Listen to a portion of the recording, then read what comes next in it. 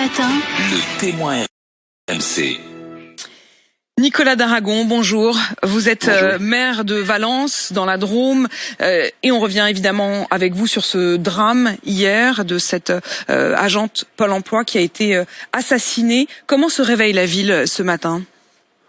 Dans la tristesse, dans la stupeur, dans la sidération, c'est les trois mots qui prédominent. On réalise à peine ce qui s'est passé dans cette ville de taille moyenne où finalement tout le monde se connaît un peu. Il y a dans la presse locale les portraits des deux personnes et on réalise tous qu'on les connaissait un peu. Et on n'imagine pas que ce type de drame puisse se produire tout simplement, mais puisse se produire ici, à 2 pas de chez nous, quoi, tout simplement. La sidération, vous le dites, une cellule psychologique a été mise en place, c'est ça ?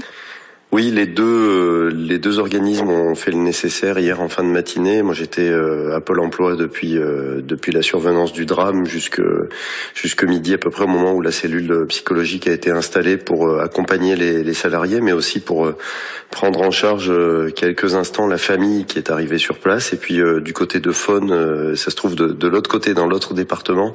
Je sais qu'une cellule psychologique a été mise en place également par le SAMU de l'Ardèche.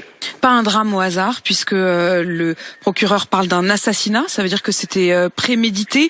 On a vu du courage chez les salariés de Pôle emploi pour céder. Ils sont confrontés à cette détresse. On va y revenir dans un instant avec le secrétaire du comité social central de Pôle emploi. Mais vous, du point de vue des agents de la ville, cette violence, comment les aider ? Écoutez, on était à leur côté hier. On est un peu désemparés face à un drame pareil. On a évidemment mis les drapeaux de l'hôtel de ville en berne. On va essayer d'être le plus proche d'eux possible parce qu'on est, je le redis, finalement une petite communauté. Je pense que Pôle emploi va prendre des mesures d'accompagnement interne. Je pense que l'entreprise Faune va faire également le nécessaire. Et puis nous, on va essayer d'être le plus proche possible des familles. Ce sont 2 familles qui habitent dans des villages à proximité immédiate de Valence, et puis leurs enfants sont scolarisés dans un établissement pour la famille de la DRH de Faune, dans un établissement valentinois. Je sais que l'établissement est en train de mettre en place également une cellule d'accueil pour les petits camarades, on va dire. Donc et d'accompagnement pour les enfants. Merci Monsieur le maire Nicolas d'Aragon. On sait que vous êtes toujours aux premières loges aussi, vous les maires, et je rappelle que vous êtes le maire de Valence. Je voudrais accueillir tout de suite Stéphane Joncourt. Bonjour. Vous êtes secrétaire du comité social central de Pôle emploi. Les 900 agences Pôle emploi de France seront fermées aujourd'hui. Est-ce que les agents de Pôle emploi ont peur ?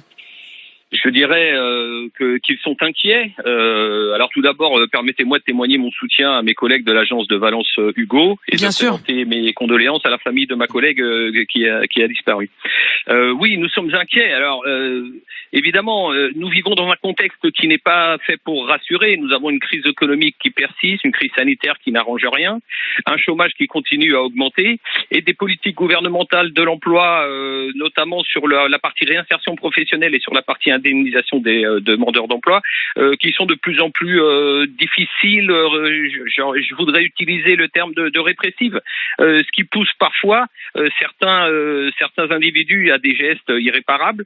Je ne fais pas forcément un lien avec ce qui s'est passé hier à Valence parce que nous ne savons pas encore à ce terme de l'enquête quelles sont les motivations exactes de cet individu. Oui, on a bien compris. On ne sait pas si c'est un geste effectivement de détresse, si c'est une vengeance personnelle. Ce qu'on sait en revanche, et c'est le mot que le procureur a utilisé, c'est qu'il ne parle pas du tout d'un acte meurtrier au hasard, où il serait rentré dans une agence Pôle emploi par hasard, ou alors une DRH par hasard. Il s'agit d'un assassinat à ses yeux.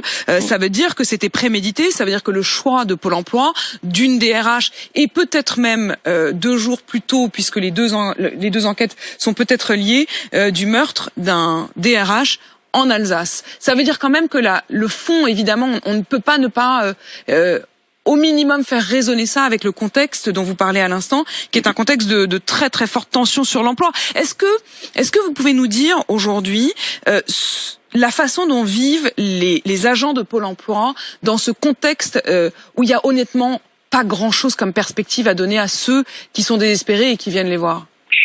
C'est un contexte de tension, c'est un contexte de doute, c'est un contexte de crainte, puisque, comme je vous l'expliquais précédemment, cette politique aujourd'hui gouvernementale en matière de réinsertion professionnelle et d'indemnisation envoie mes collègues, donc les agents de Pôle emploi en première ligne face à des demandeurs, des travailleurs privés d'emploi qui sont souvent en très grande difficulté, et malgré toute l'empathie et toute l'aide que nous pouvons leur apporter, parfois nous subissons, et j'allais dire de manière assez régulière, des incivilités de plus en plus nombreuses qui vont de l'insulte jusqu'aux violences physiques. Ça s'inscrit dans un contexte où il y a vraiment des relations de plus en plus difficiles avec le demandeur d'emploi qui viennent vous voir. Vous aviez des exemples récents d'incivilité, comme vous dites, voire même d'incidents?